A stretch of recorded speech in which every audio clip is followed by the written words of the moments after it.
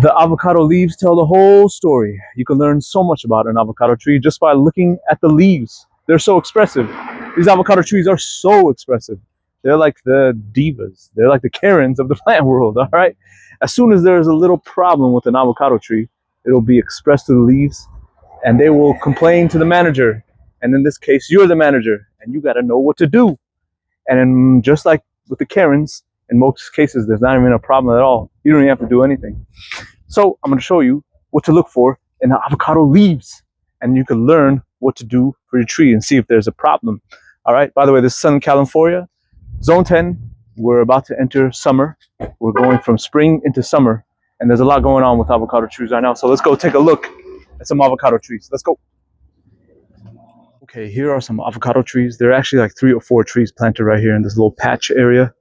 And I did some grafts on these trees, different multi-grafted trees all over the place. And you could tell the origins of the tree itself just by looking at the leaves. There are 3 land races of avocados, 3 little groups that you could put them in. There's the Guatemalan type, the Mexican type, and the West Indian Florida type. This is a classic Guatemalan type leaf. It has waviness on the ends, and it's glossy. The leaf has gloss. Look at that gloss shining in the sun. That is how I can determine that this is a Guatemalan type avocado leaf. This is the Nabal avocado graft. And Nabal is a 100% Guatemalan origin. And it has this look. Its leaves are glossy. Even the mature leaves are glossy. And they have a wave to them on the ends. All right, so that's how you can determine that. The leaves down here, this is more of a Mexican type leaf. It doesn't have the gloss and it doesn't have the waviness of the leaf. You see, there's not a lot of waviness along here on the tips, on the edges. And that's how I could tell this leaf, it comes from a Mexican type seed. All right. Now let's take a look at some things that people freak out about when they see in their leaf like this. Oh man, people start to freak out. People think their avocado tree is dying when they see this. And I get messages, frantic emails and messages. People say, what's going on with my avocado tree? Is dying. But I'm here to tell you that this leaf is natural. It's part of the avocado life cycle. This is what happens in the spring as avocado trees start to flower. You see there's flower here. And what the tree is doing is it's sucking energy out of these leaves. It's sucking energy out of these leaves to power the new leaves here and to power and to create flowers. Flowers cost a lot of energy. New leaves cost a lot of energy, and the energy is pulled from these leaves. So you're going to see this on your avocado tree quite a bit in the spring. In the spring, you'll see this as the tree starts to flower and a lot of the leaves fall. And a lot of people, again, freak out. They think the tree is dying. It happens with the Fuerte. It happens with the Hass family of avocado trees. So a lot of the common trees here in Southern California, that happens to them. And you just got to be aware that it's normal. Don't freak out. Don't worry about it. All right. But I'll show you something that you should be kind of worried about. Let's take a look at this. Where did that go? I saw it earlier. Where was it? Oh, here it is. Look at that. That is a problem. That is a problem. That is a problem. That is lace bug. This is a disease that hits avocado trees, and it's a problem. It can hurt a tree. That is no good. I think I lost a tree to lace bug a few years back because I didn't know what it was. Now I do know what it is, and I know what to do, and I know what to look for. Lace bug. I don't think this disease comes from California. It comes from somewhere else, and it's a problem. And I don't know if there's a cure, but I'll show you what I do to take care of this lace bug because it can spread fast, and I think it could kill trees. So what you're going to do, you're going to look down here.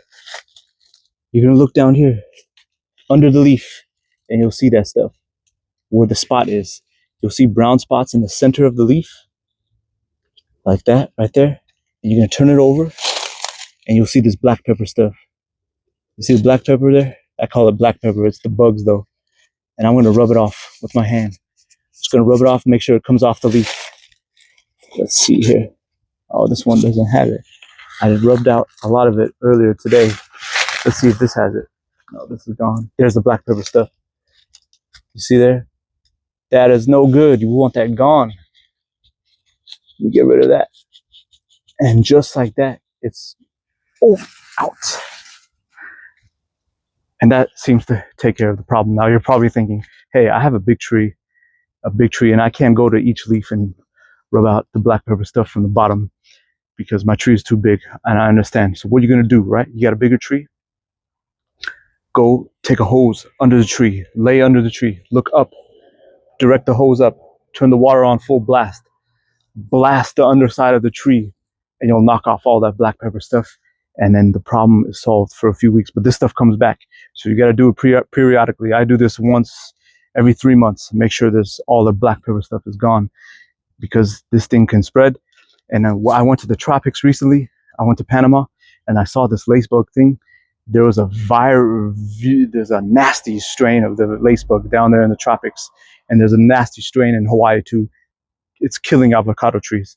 So you got to take care of this problem. Luckily for us, we're a little bit drier here in Southern California. We don't have that kind of, the lacebug doesn't spread as fast or get as violently and gets that bad. But you still got to do something about it out here to take care of this problem, the lacebug. So let me show you one more time. You're going to look for it. There it is. Look for the center of the leaf, brown spot, turn it over, black pepper. It's gone. Take it out. Take it away. Go away. Just like that. All right. Okay. Now let's go look at some more avocado trees. Come on.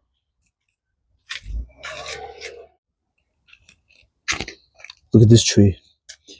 That is called persea mite. Look at that leaf. Man, it got hit hard with the persea mite. Let's put it towards the sun so you can see what that looks like. That is not good. Turn the underside, see if there's, you see the little white. It's hard to tell, but if you see the little white sections, that's where the persea mites live. And they live all along the ribs of the leaf.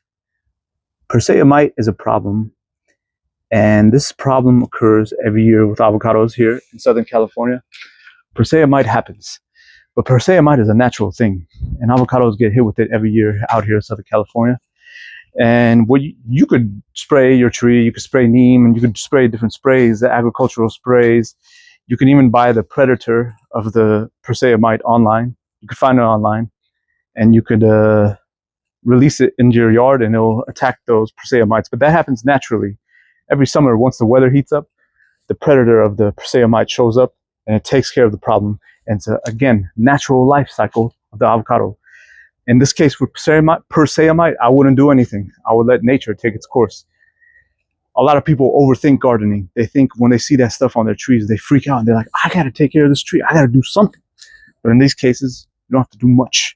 You gotta let nature take its course. It's like you gotta expose your immune system to different illnesses. You gotta eat stuff off the ground sometimes. You gotta, like, get sick sometimes to strengthen your immune system. Same concept applies for the avocados. You got to expose them to some toughness. You got to expose them to cold, a little bit of heat so they get accustomed and stronger. Every year, a new strain of persea mite comes out. The avocado tree fights it off. As long as you keep your tree healthy, keep it watered, keep it well fed, keep it nutritionalized, it's going to be able to fight off the persea mite and it will be stronger at the end of the day. All right? Let's look at this tree now. All right, let's take a look at this avocado tree. This has a few grafts on it here. Let me show you one particular graft. And I'm going to take a leaf. Where would it go? Where is that thing? Oh, it's this one. Oh, yeah. Okay, let's take a leaf from here. Yeah. You take a leaf off. Okay. Got the leaf. Now I'm going to crush it up. And I'm going to smell it. Oh, yeah. Yeah. Okay.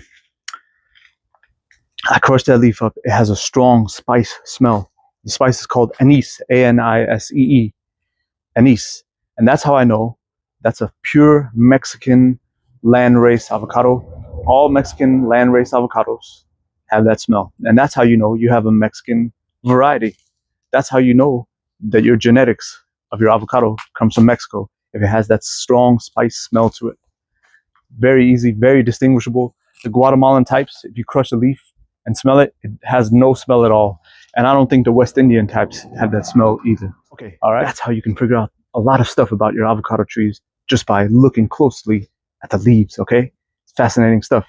If you enjoyed what you just saw, give me a like and subscribe. And as usual, thank you for watching. You matter. Bye bye.